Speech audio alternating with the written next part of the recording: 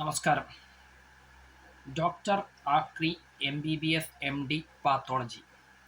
കേരളത്തിൽ നിന്നുള്ള പുതിയൊരു ഡോക്ടറാണ്. സംഭവം എല്ലാവർക്കും മനസ്സിലായി കാണുമെന്ന് കരുതുന്നു. തിരുവനന്തപുരം മെഡിക്കൽ കോളേജിൽ പരിശോധനയ്ക്ക് എത്തിയ സാമ്പിളുകൾ, അതിലെ അവയവങ്ങൾ ഉൾപ്പെടെ ഉണ്ട് എന്നാണ് മനസ്സിലാക്കുന്നത്. അതടക്കം വന്നിട്ടുള്ള സാമ്പിളുകൾ ആക്രി കച്ചവടക്കാരൻ പെറുക്കിക്കൊണ്ടുപോയി. നല്ല കഥയാണ്. ആരോഗ്യ മേഖലയിൽ നമ്പർ 1 ആയിട്ടുള്ള കേരളത്തിൽ നടന്നിട്ടുള്ള ഒരു കാര്യമാണ്. അപ്പോൾ ആക്രി കച്ചവടക്കാരൻ എടുത്തുകൊണ്ടാകാൻ കാരണം അയാളാണ് പരിശോധിക്കാൻ പോണ ഒരു ഡോക്ടർ എന്നാണ് ഞാൻ മനസ്സിലാക്കുന്നത്. പാത്തോളജി ഡോക്ടർ അയാളായിരിക്കും. അതുകൊണ്ടാണല്ലോ അയാൾക്ക് എടുത്തുകൊണ്ടാകാൻ പറ്റിയിട്ടുള്ളത്. എന്തായാലും നല്ല അടിപൊളി സുരക്ഷയാണ് നമ്മുടെ തിരുവനന്തപുരം മെഡിക്കൽ കോളേജിൽ ഉണ്ടായിട്ടുള്ളത്. ഇങ്ങനെ തന്നെ തുടർന്നു പോകണം. കേരളം നമ്പർ 1 ആരോഗ്യ മേഖലയിൽ ഇനിയും വയറട്ടെ. എന്തായാലും എന്താ ചെയ്യുക, പരിശോധനയ്ക്ക് രോഗികളുടെ അടുത്ത് നിന്ന് എടുത്തിട്ടുള്ള സാമ്പിളുകളാണ് ഒരു സുരക്ഷാ മാനദണ്ഡവും പാലിക്കാതെ ഒരു പാത്തോളജി ലാബിൽ, ഒരു ഗവൺമെൻറ് മെഡിക്കൽ കോളേജിൽ സൂക്ഷിക്കുന്നത് എന്ന് പറയുമ്പോൾ എന്ത് ഉത്തരവാദിത്ത ബോധമാണ് അവിടെയുള്ള ആളുകൾ കൈക്കൊള്ളുന്നത് എന്ന് അറിഞ്ഞാലൊന്ന് തിരക്കടില്ല എന്നുണ്ട്. രോഗികളെ നിർത്തിയിടകൊണ്ടാണ് മെഡിക്കൽ കോളേജുകളിലേക്ക് എത്തുന്നത്. അത് പോലും മനസ്സിലാക്കാതെ, അത് മാത്രമല്ല, നിവൃത്തികേട് എന്ന് പറയുന്നത് ആരോഗ്യപരമായിട്ട് അത്രയും വഷളാവുന്ന സമയങ്ങളിൽ മാത്രമാണ് അവിടെ എത്തുക. അത് രോഗികളുടെ അടുത്തുള്ള തെറ്റുമാണ്, അത് വേറെ കഥ. ആദ്യമേ കണ്ടുപിടിക്കാനൊന്നും എത്താറില്ല പൊതുവെ.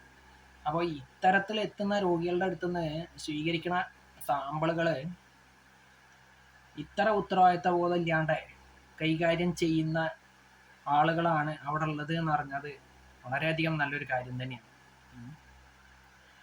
വെറുതെ ഒന്നല്ല ശസ്ത്രക്രിയേൻ്റെ ഇടയിലൊക്കെ ഡോക്ടർമാരൊക്കെ കത്രികയൊക്കെ വയറ്റിൻ്റെ അകത്ത് മറന്നേക്കുന്നത്. എന്നിട്ടും പറച്ചിലിനൊരു കുറവില്ല. എന്ത് നല്ല അടിപൊളി ആരോഗ്യ മേഖലയാണ്. കഷ്ടം പറയാണ്ടിരിക്കാൻ വയ്യ.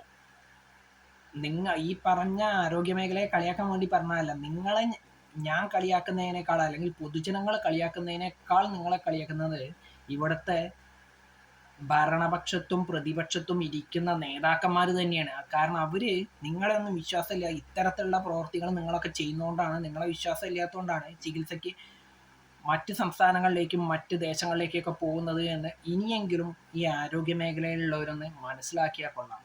മാത്രമല്ല, ഇതിൻ്റെ സുരക്ഷാ വീഴ്ച മാത്രം എന്ന് പറഞ്ഞിട്ട് തള്ളിക്കളയുന്ന ആരോഗ്യവകുപ്പാണ് ഉണ്ടാവാൻ പോകുന്നത്, അല്ലെങ്കിൽ അത്രേ ഉണ്ടാവാൻ പോകുന്നുള്ളൂ. എനിക്ക് തോന്നുന്നില്ല അത് വെറുതെ ഒരു എന്താ പറയുക വേസ്റ്റ് ആയിട്ട്, അല്ലെങ്കിൽ ആക്രി കച്ചവടക്കാരന് എടുത്തു കൊടുത്തതാണെന്നൊന്നും. ഇതിനെ പിന്നിൽ വേറെ വല്ല കളികളും ഉണ്ടോ എന്നുള്ളതൊക്കെ നേരാവണ്ണം അന്വേഷിച്ചാൽ മാത്രമേ പുറത്തു വരുള്ളൂ. അത് അന്വേഷണം നടക്കില്ല എന്നുള്ള പരിപൂർണ ബോധ്യം എനിക്കുണ്ടേ.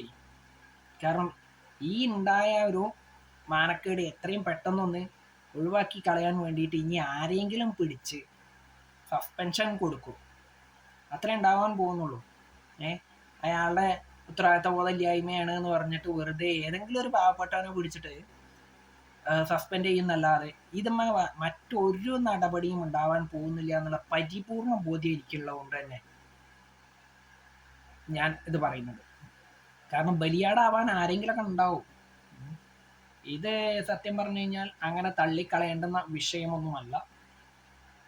ഇത് സത്യത്തിൽ കുറച്ച് നല്ല രീതിയിൽ ചിന്തിച്ചിട്ടുണ്ടെന്നുണ്ടെങ്കിൽ ഈ ആക്രി കച്ചവടക്കാരൻ എടുത്തു കൊടുത്തതാണോ, അതോ ഈ ആക്രി കച്ചവടക്കാരൻ എന്ന് പറയുന്ന വ്യക്തി ആരുടെയെങ്കിലും ഏജന്റ് ആണോ എന്നുള്ളതൊക്കെ കൃത്യമായി അന്വേഷിച്ചാൽ മാത്രമേ കണ്ടുപിടിക്കാൻ പറ്റുള്ളൂ.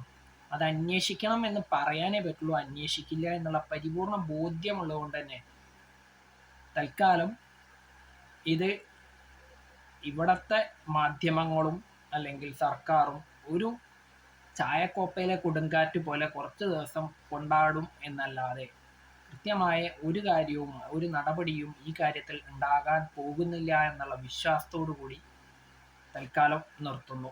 നന്ദി, നമസ്കാരം ട്ടോ.